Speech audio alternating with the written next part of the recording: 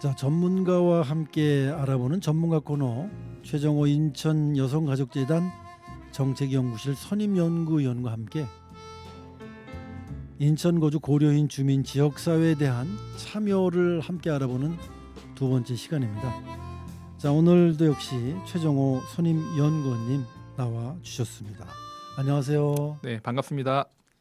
자, 지난주에는 이제 우리 고려인 주민들께서 이제 한방마을에 자리 잡는 과정, 또 가정과 더불어 그곳이 얼만큼 그들에게 생활권이 안정돼 있었으면 많이 자리를 잡느냐 여러 가지 얘기를 해주셨는데, 이제 이 시간은 그분들이 이제 우리나라에 왔으면 우리 대한민국의 일원으로서 이제 어떻게 또 살아가고 있는지, 그리고 또 구체적으로 이분들도 이제 사회 참여를 하셔서 우리와 더불어 살아야 되거든요.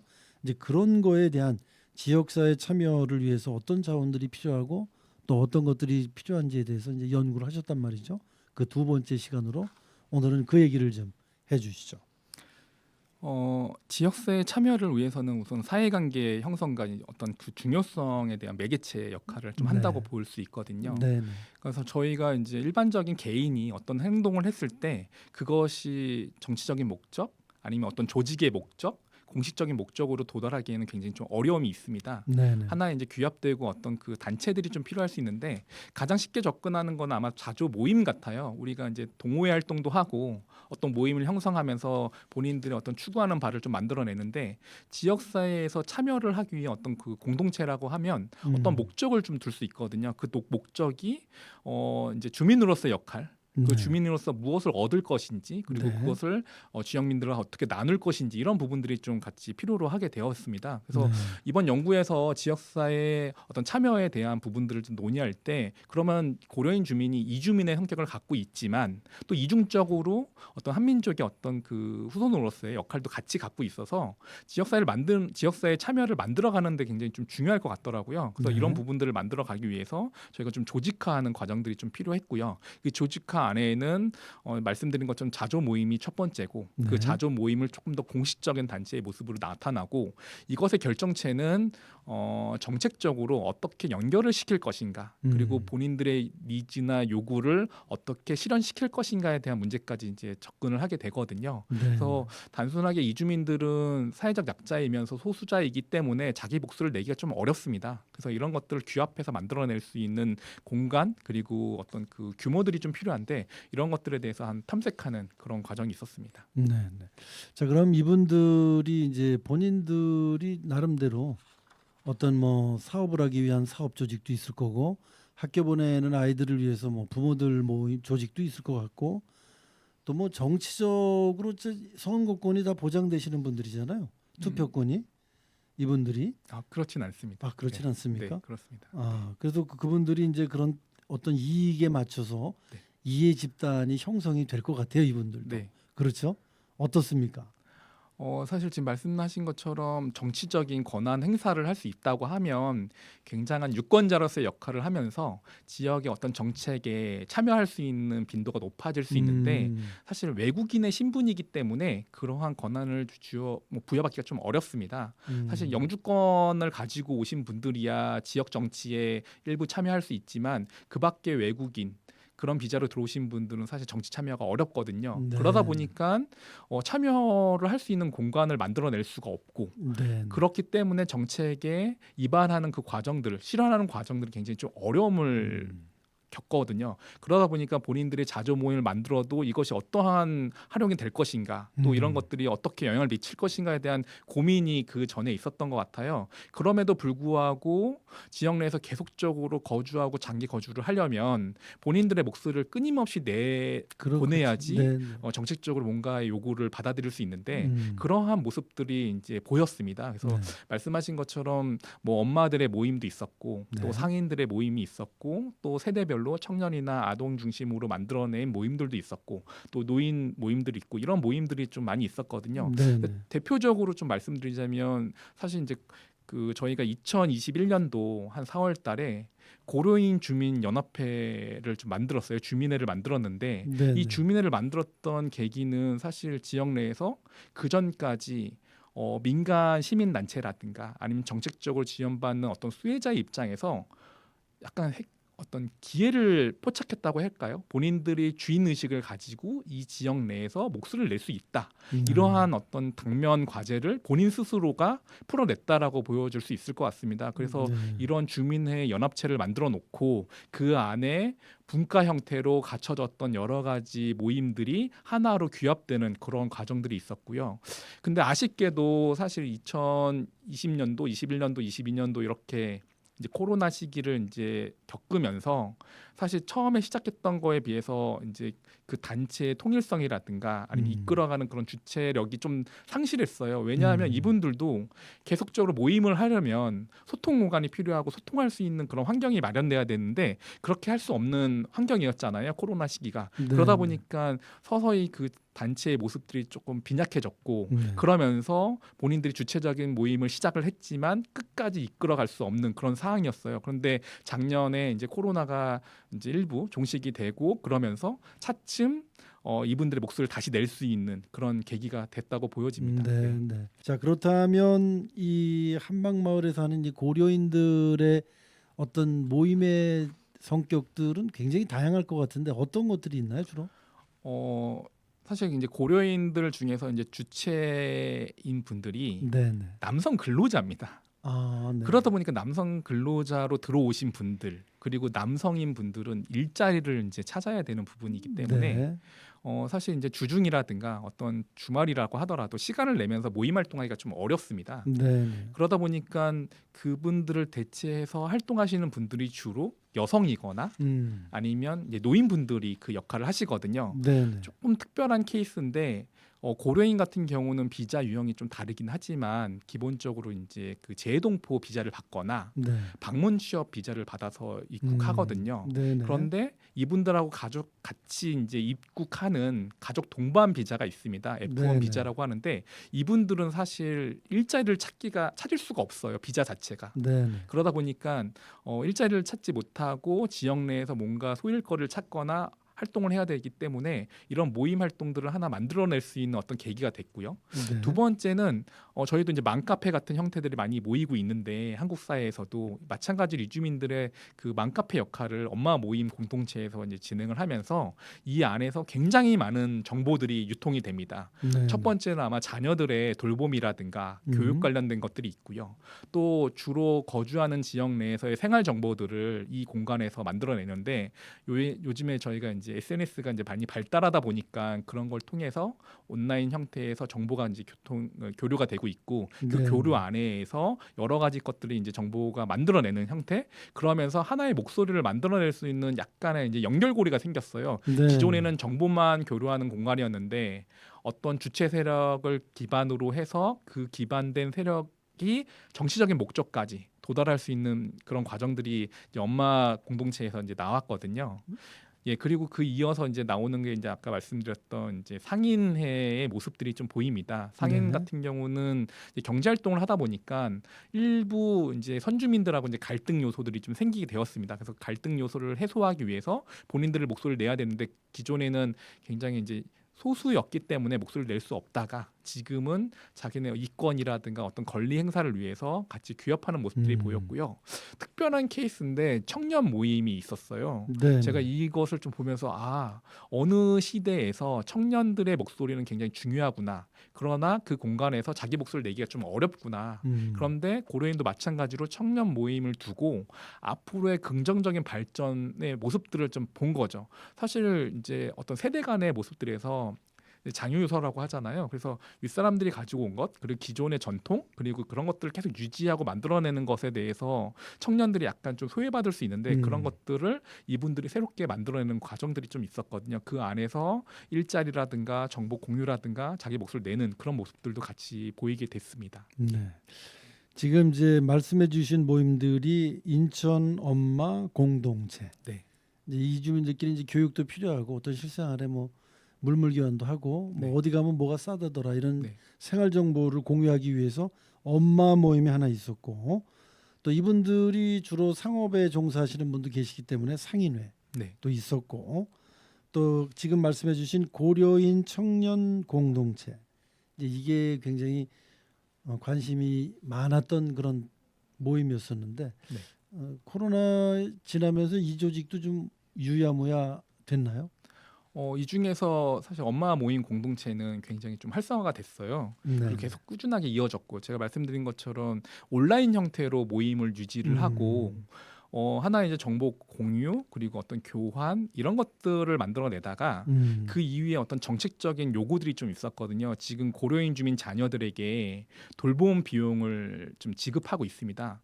이러한 어떤 정치적인 행동 그리고 정책을 마련하는 데 있어서 엄마 모임 공동체가 큰 역할을 해왔거든요. 네. 그러니까 본인들이 추구하는 방식대로 아니면 요구하는 방식이 정책적으로 만들어내는 과정들을 본인들이 지켜봤고 그런 것들이 하나의 이제 정책 기반이 되면서 실질적으로 이제 정치적인 목적을 둔 지역사회 참여 자원으로서 이 인적 자원이라든가 조직이 활용되는 그런 과정들이 있었고요.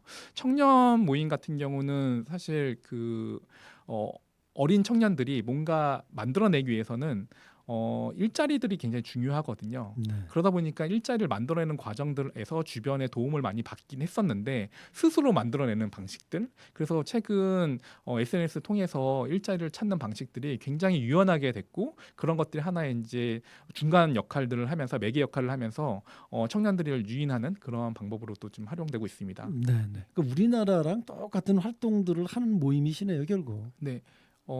사실 이런 곳에서 이제 자조 모임이 이제 자조 모임으로 시작됐다가 네. 네. 이제 공동체 모임으로 이제 변화를 보인 거잖아요. 이런 네네. 것들이 이제 공식적인 모임 형태인데 이 공식적인 모임으로 전개됐을 때 가장 크게 이슈가 되는 게 이제 정치적인 목적, 정책 목적을 담고 있습니다. 네. 네. 그런데 지금 한방마을 같은 경우는 도시 재생 사업이 이루어지고 있는데 그 재생 사업에 연결되면서 상권에 대한 어떤 유동이 좀 있고요. 네. 그러면서 어떤 분야에 대한 어떤 대상에 대한 이권에 대한 문제들이 같이 겹치게 되는 모습들을 보이고 있거든요. 네. 그러다 보니까 지금 상위 내에서 그런 목소리를 좀 내고 있고 선주민들도 마찬가지로 자기 목소리를 내기 위해서 같은 내용들을 나타내고 있는데 그런 모습들이 하나의 이제 갈등 양상이기도 하지만 그런 공간에서 자연스럽게 나타나는 모습인 것 같아요.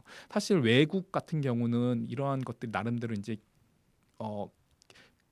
나눠져 있거든요. 예를 네. 들면 서비스업을 종사하는 사람들의 어느 민족들이 좀 많이 있고 또 어떤 민족들이 그런 것들을 많이 활용하는 방식들을 되면서 나름대로 공간이 이제 구획화되는 모습들이 보여지는데 한방마을 같은 경우는 사실은 굉장히 단일 공간이기 때문에 이거를 나누기가 굉장히 좀 어려웠습니다. 근데 네네. 지금은 이런 모습들이 같이 혼용되는 모습들이 보여졌고 저는 이런 갈등 양상을 만들어내는 대상자가 고려인 주민이어서가 아니라 이러한 것은 당연히 나타날 수밖에 없는 그런 모습이고 그 모습들을 우리가 어떻게 해결해 나갈 것인가. 그리고 제가 말씀하다가 좀 놓쳤는데 정치적인 지향점을 가지고 있지만 이 정치적인 지향점을 만들어내기 위해서 사회에 공헌하는 법들이 많이 있거든요. 네. 그냥 네.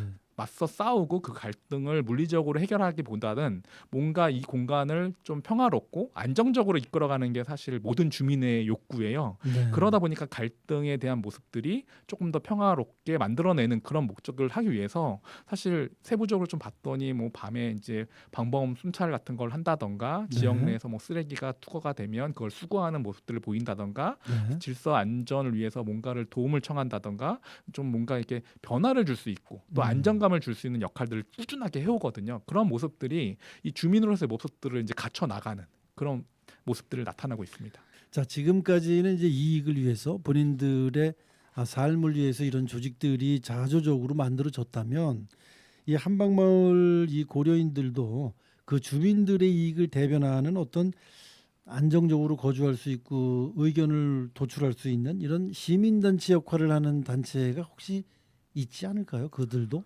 예, 맞습니다. 어느 이주 공간에서는 네. 이렇게 이제 이주민과 연결하는 시민단체들이 항상 있거든요. 네. 왜냐하면 그 이주민들은 기본적으로 언어가 굉장히 어렵고요. 행정 체계에 대한 어려움을 겪기 때문에 이런 부분들을 지원해주는 부분들이 좀 필요로 하고요.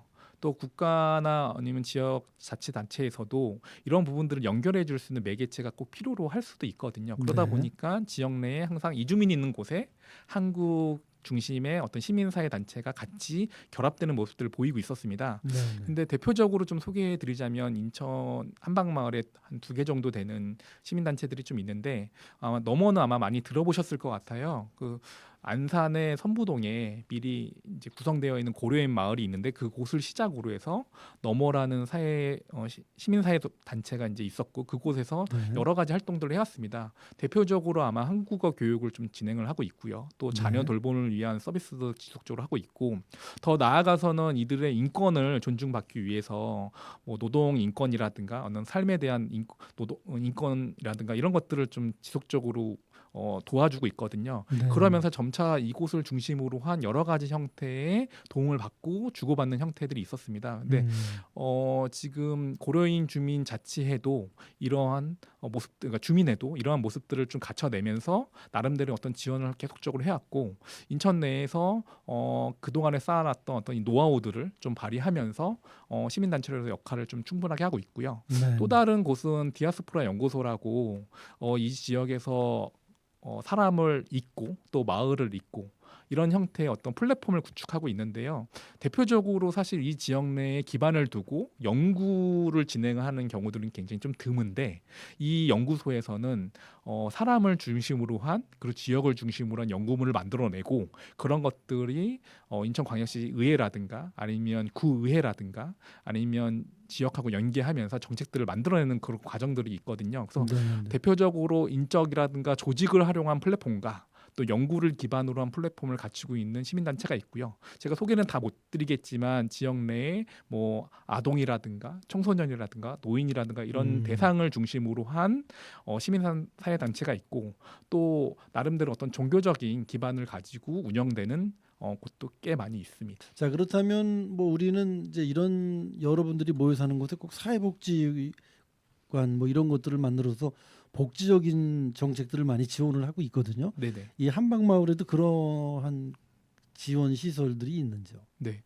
한방마을이 과거부터 굉장히 좀 고립되어 있는 형태이기도 하지만 네. 이곳에 굉장히 거주하고 있는 내국인, 선주민 네. 그리고 이주민들도 마찬가지로 뭔가 도움의 손길이 좀 필요할 수도 있거든요. 그러다 보니까 이곳에 대표적으로 한박 종합 복지관이 있고 사회복지관이 있고요. 네. 또 그밖에 뭐 지역아동센터라든가 아니면 레인보우 스쿨이라고 해서 이주 배경 청소년을 대상으로 한 지원 센터가 있고 또 그밖에 여러 가지 지원하는 대상별로 지원하는 센터들이 좀 있습니다. 제가 좀 소개시켜드리고 싶은 곳은 한박 종합 사회복지관인데 이곳은 대표적으로 그 주민 조직화라는 프로그램을 좀 운영하고 있어요. 네.